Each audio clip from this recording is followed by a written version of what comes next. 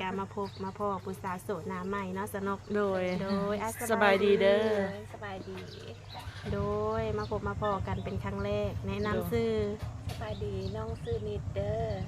ซื้อนิด เด้อ สื่อมวลเนาะสาวนิดอายุจักปี ประมาณ32 32 ปี งามเนาะสนกเนาะ โดย 32งาม โดย32นี่เพิ่นจะเอิ้นว่า32อย่างแก้ว เนาะ โดย โดยเคยมีครอบครัวบ่ บ่เคยมี โอ้ แสดง เคยผ่านการแต่งงานเนาะ โด บ่เค ย ยสร้างครอบครัว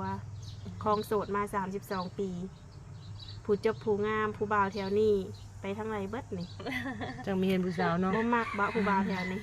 ผู้บ่าวแท้นี่บ่ ผู้บ่าวแถวใกล้ๆนี่นะ บ่มักอันใด อืม ประมาณมักบ่ทางไกล มักผู้บ่าวทางไกลผู้บ่าวทางไกลนี่ถือว่าบ่มักเบิดสิทธิ์แล้วเนาะ โดย โดยก็คือมื้อนี้ออกมาเปิดใจเนาะ โดยนั่นล่ะ จะมักผู้บ่าวทางไหนจ้ะ ก็หลายมักคนไทยแล้วก็คนอยู่เมืองนอก อืม อเมริกาอยู่ โดยมักหนุ่มไทยหนุ่มเมืองนอก โดย อื มักบอลไก่พร้อมไปอยู่นำเลย ไปอยู่จะไปบ่ได้แหละแต่ว่ามัก อืมโด ตัวย เองก็เฮ็ดธุรกิจเด้ อืม อืม ใครถึงบ่ เปิดร้านอาหาร อืม โดยเป็นเจ้าของห้านอาหาร โดยนั่นล่ะ โอ้มักคูบ่าวทางไกลถ้าว่ามีสามีนี่ไปอยู่บ่ได้แม่นบ่ อยู่พี่บ่หรือว่าสิ ไปอยู่น้ำสามีได้บ่ บ่ได้ โอ้ เฮ็ดให้เพิ่นมาอยู่น้ำในได้อยู่ อืมเพราะว่าทางสาวนิดเพิ่นมีห้านเป็นของตัวเอง แม่น โอ้ เปิดร้านอาหารเป็นของตัวเอง เปิดมาได้จักปีแล้วนี่ อันนี้ได้ประมาณปีหาเดือนแล้ว โอ้ปี5 เดือนแล้วเนาะอืมสาวนิดมีพี่น้องจักคนซะ หาคน 5 คนจะเป็นลูกคนที่เท่าใด คนที่สี่ คนที่สี่เนาะ เลย โดยคือว่าคลองโสดมาหล่นนานได้สนิท ค่าทหารเงิน ค่ะแต่หาเงิน โดยจนไม่มีเวลาแบบว่า เลย เฮือตัวเองเนาะว่าลมผู้บ่าวโด อื ย มแต่ว่าเจ้าก็เคยล่มอยู่ว่าผู้บ่าวนี่ เคยร่มอยู่ อืม โดย โดยแต่ว่าปัจจุบันนี้เจ้าถือว่าโสด โสด โดย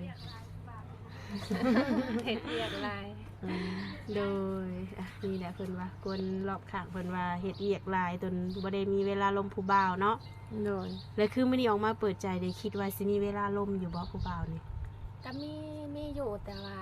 แต่ตอนปิดห้านแหละกับกลางเวทแบบนี้ อืม จะเปิดห้านจักโมง เปิดห้าน4 โมงแรงจนหอด11 โมง 11 โมงกลางคืนโอ้ คันบ่มีแขกก็สิมีเวลาเรา โดยมื้อหนึงนี่แขกเขาหลายบ่ หลายอยู่ อืมแบบว่าแบบแขกมากินข้าวกินน้ำเพิ่นก็บ่ได้แซวบ่ได้จีบบ่ มีอยู่แต่ว่าบ่ได้จีบเขา บ่มัก บ่มาก เออมีสเปคบ่เจ้านี่ สเปกบ่ได้ก็ได้ อะไรก็ได้ บ่ว่าผู้จบผู้งามปานนี้ ได้ก็ได้ อื ค่อยมีสเปก บ่ค่อยมีสเปคอะไรก็ได้ โดย โดย พอห่างพอหมายลูกติดได้บ่ ได้ โอ้เจ้าบ่ติเพิ่นบ่ บ่ อืมถือว่าได้เนาะ โดย โดยผู้ชายกินเหล้ากินเบียร์สูบยามักบ่ มากอยู่เพราะว่าตัวเองขายเบียร์เด็กก็อยากให้เพื่อนกินเนาะ เออ ตัวเองขายเหล้าขายเบียร์ก็อยากขายให้แฟนนำ เอออันนี้แหละเพิ่นว่าถ้ามีแฟนก็ต้องแบบกินเหล้ากินเบียร์นํกันเนาะ โดยแฟนก็กิน เออ เนาะจังมีว่า จังบ่แบบบ่มีการหึงหวงเนาะ โดย โดย โดยแบบหน้าที่การงานของเพิ่นเด้จะมักผู้ชายแบบใด หน้าที่การงานบ่ ได้ เกิดอะไรก็ได้ ตอนนี้นะผู้สาวแบบเกินๆอายๆอยู่เนาะ ครั้งแรกบ่ที่ออกกล้องนี่ ครั้งแรก โอ้ก็เลยอายแน่เนาะเป็นเรื่องปกติ โดย โดย มาแล้วก็สิ้นเนาะ โดย เกี่ยวกับนมๆนี่แทบสิบ่มีขอติเนาะเพ ราะว่าสูบยาก็ได้แม่นบ่ โดยกินเบียร์แห้งดี เฮงดีเพิ่นว่าโอ้หายากแข้งก็ดีเนาะแบบนี้ กินเบียร์แห้งดี เออโดยแล้วคิดว่าเจ้านี่อายุประมาณจักปีจะจังสิพร้อมแต่งงานนี่ ประมาณตอนนี้ก็32แล้วประมาณ35 36นี่ล่ะ อืม3536 จังไดก็ได้ ถ้าว่าคุยกันเข้าใจอาจจะบ่ฮอดเนาะ โดยถ้าคุยเข้าใจกันอาจจะบ่ฮอด อืมโดยระยะเวลาโอลมกันนี่เดือน2 เดือนเป็นแฟนกันได้บ่ การร่วมกันมาก่อน อืม โดย ต้องใส่เวลาเนาะถ้าว่าเจ้าล่มผู้บ่าวรุ่นใหญ่แบบนี้เจ้าเคยล่มบ่ เคยส่วนมากร่วมแต่รุ่นใหญ่บ่เคยร่วมรุ่นน้อย อืม 4 50 60 โดย เคยร่วมบ่ 40ขึ้นไป60 70พุ่นล่ะ โอ้โดยถือว่าเจ้าในสิบติว่าเป็นเท้าเนาะ โดย หับได้เนาะ ทำได้อยู่ โอ้ในอนาคตเอาเฮ็ดสามีได้บ่ซะ ได้ อืมเดี๋ยวเพิ่นว่าอายุเพียงตัวเด็กเนาะ โดย มักครูบารุ่นใหญ่รุ่นเดียวกันเคยล่มบ่ บ่เคย โอ้รุ่นเดียวกันก็บ่เคยล่มมีแต่ล่มรุ่นใหญ่รุ่นอ้าย มีแต่ร่วมรุ่นอ้าย อืมเป็นแนวได้คือว่ามักครูบารุ่นใหญ่ สลายบ่หมากเด็กน้อยก็เป็นหมากแต่ส่วนใหญ่ อันนี้คือความมักส่วนตัวเนาะ เอามาส่งตัว เพิ่นเอาใจดีแม่นบ่ โดยนั่นแหละ เอาใจดีเทคแคร์ดูแลเฮาเนาะ โดย อืมคือแบบว่าเจ้าเป็นเจ้าของแบบนี้นะแบบคันว่าเพิ่นอยากมาเยี่ยมมายามเลยมาได้บ่นี่ มาได้ โอ้มีเวลาตอนหักเพิ่นห โด รือว่าย มีอยู่ อืมโดยถ้าว่าเพิ่นมาเพิ่นอยากไปดินไปเที่ยวนี่เจ้าสิว่างพาเพิ่นไปอยู่บ่ ว่างอยู่ ว่างอยู่ สิให้ เนาะ คนมาเบิ่งห้านแล้วก็สิไป เอ ต้อง มีลูกน้องอยู่ หา เนาะ โดย อ่าโดย เจ้าก็เคยไปเที่ยวไปหยังฝั่งไทยอยู่บ่ ไปอยู่เมื่อก่อนก็เปิดห้านอยู่ไทยล่ะย้ายมาอยู่ลาว อืม เปิดห้านอาหาร โอ้ แล้วยายมาอยู่บ้านเฮาเองบัดนี้ อยู่แถวใดเกาะ อยู่แถวอันตะการแถวดอนตาล โอ้เปิดอยู่หันจักปี ประมาณ4-5 ปีก็ย้ายไปเลย อ่า เปิดอยู่ห้างแม่แล้วก็เปิดห้านเป็นของตัวเองเนี่ย อื เปิ ม ดอยู่แบบที่บ้านเองนะ โดยกับข้าวกับน้ำเจ้าเฮ็ดเป็นเบิดบ่ เป็น โอ้ งานที่เห็ดเองไม่ได้จ้าง อืมเฮ็ดเองเนาะโอ้อาใครที่ว่าอยากมาซีนซีมือสามิตมาได้เด้อทุกคนเด้อ โดย อยู่เมืองอัศพรพี่แหละเนาะสาวผู้ไทยได้นี่ โดยจาก หีดคองประเพณีผู้ไทยคารองแพงบ่ แพงอยู่ ประมาณจักล้าน ประมาณ80-500นึง คารองเนาะมีคำมีงัวบ่ มีส่วนหลายนะหีดผู้ไทยสิกินควาย โอ้หีดผู้ไทยกินควายเท่านั้นทุกคน ถ้าว่าเอามาก็กินควายบ่เอามือก็กินควาย เอามาก็กินควายถ้าเอาเมื่อก็กินควาย อืม อืมโดยเรียกคารองเจ้าในคิดว่าสิเอาแพงบ่ ถามพ่อมันก่อนถามพ่อก่อนสิเอาเท่าไหร่ โดย ต้องถามพ่อเนาะ ถามพ่อก่อน พ่อเพิ่นอายุจักปีซะ ประมาณ50 บาท 50ปลายเนาะโดยปัจจุบันนี่อาศัยอยู่นำกันแม่นบ่ พ่อก็อยู่บ้าน อ๋อพออยู่บ้านอาจารย์บ่แม่นอันนี้บ่แม่นบ้านเฮือนเจ้าบ่ซะ บ่อันนี้เสาอยู่เสาพันอยู่ โอ้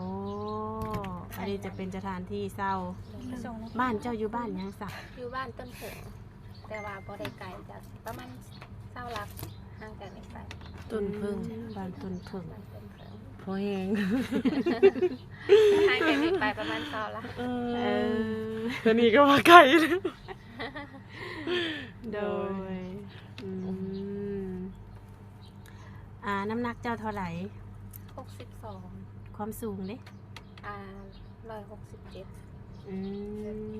แล้วคนที่สีขาวมาหาเจ้าเนี่ยเอาคนอวบคนจอย คนใดๆก็ได้อวบก็ดี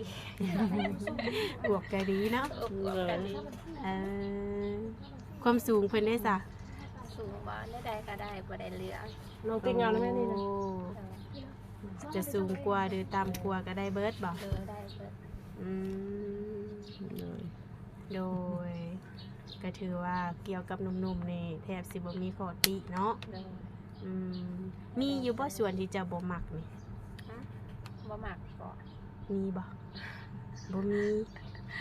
เออ ตอนนี้น้ำหมักได้เบิด มักได้เบิดตอนนี้ เพราะว่าบ่ฮู้ว่าสิบ่มักหยังเนาะเพราะว่ายังหนึ่งมายังบ่ได้ร่วมกันเนาะ เออ ซองมาก็หาก็เยอะครั้งแรกเอามาถ่ายคลิป ครั้งแรกเลย ครั้งแรกเลย ยังหายกล้อง ยังไงก็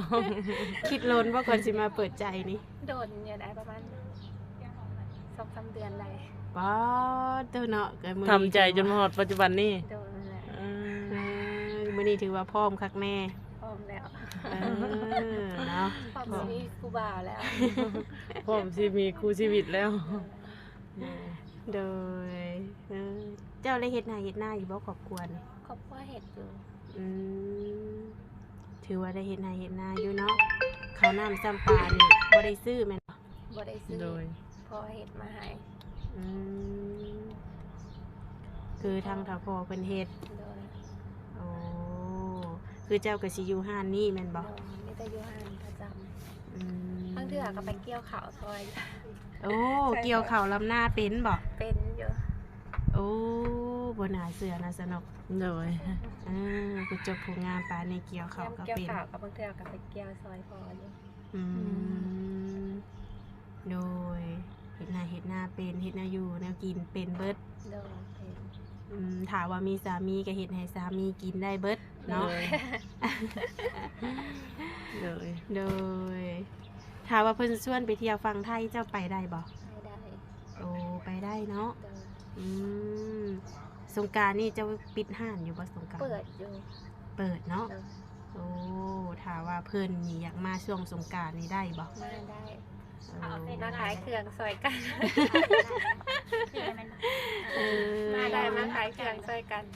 โดยมาขายเครื่องซอยกันเนาะ โดย เออ ขอบใจคือกันเด้อ โดยโอ้ก็ถือว่ามาหาได้เนาะมาเบิ่งตัวจริงกันเนาะ โดย สิเป็นแบบใด โดย ถึกใจกันบ่เนาะ โดย โดย คือแบบช่วงบ่ได้เปิดห้านแบบนี้ก็ปกติเจะตื่นจากโมงซะ ปกติก็ตื่น7 โมง โอ้ นอนกัน11-12 โมงนั่นแหละ ตื่นแต่เช้า โด โอ้ ย เป็นเจ้าของห้านคือตื่นแต่เช้าแท้ ส่งหลานไปโรงเรียน โอ้ตื่นมาส่งหลานไปโรงเรียน โดย อื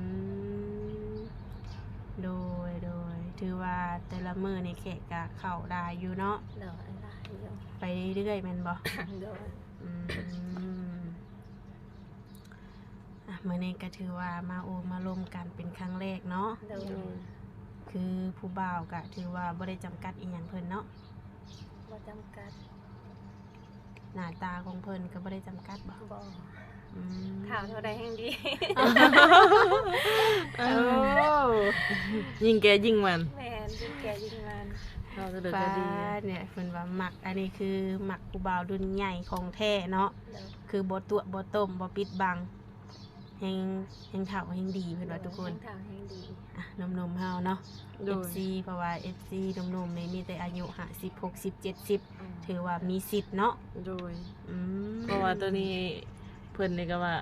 ผู้บ่าวแห่งเท่าแห่งดีหั้นนะเนาะ โดย คือสิว่าไม่มีพิษเลยพิษวังหั่นนะ กินเหล้าก็ได้กินเบียร์ก็ได้สูบยาก็ได้เด้อ เออโดย มาเห็นคลิปนี้ต้องเบิ่งให้จบ เพอผู้สาวงามอยู่บ้านนี่ โดยอ่ะสาวผู้ไทยงามทุกคนเนาะสนุกเนาะ โดยแม่ เอาจริง ใช่ สำหรับสนุกผู้ไทยนี่ก็ไม่งาม ขอบใจ โดยอันนี้ก็คือความเป็นจริงเนาะ โดย คือบ่ได้ตัวบ่ได้ต้ม โดย ก็คือมีแต่ว่าทางเฮากะสิได้เอาทางติดต่อเพิ่นเนาะมาแจ้งให้ทางหนุ่มๆคนที่ว่ามักหักอยากโออยากลมนํเนาะ โดย อยากมาเป็นสู่เป็นแฟนหรือว่าเป็นสามีเนาะ โดย ว่างคุยเนาะ ค่ะ ถ้าว่าเพิ่นวิดีโอคอลมากะว่างบ่ โดยว่างอยู่เวลาบ่มีแขก ถ้าบ่มีแขก ว่า เนาะ เข้าใจว่าโทรมาอีหยังคือบ่รับอีหยังนะ ต้องให้เข้าใจเนาะเพราะว่าเราเป็นเจ้าของห้าน แม่ เวลาแขกเขาเฮ็ดแนวอยู่แนวกินแม่นบ่ โดย อืมโดยอ่ะทางเฮาก็สิจบการสัมภาษณ์เพียงส่ำนี้เนาะสนุก โดย เพราะว่าอากาศมันก็ร้อนเนาะ โดย โดยจังใดก็ไว้พบพอกันในคลิปหน้าเนาะ โดย โดยสบาย สบายดีเด้อ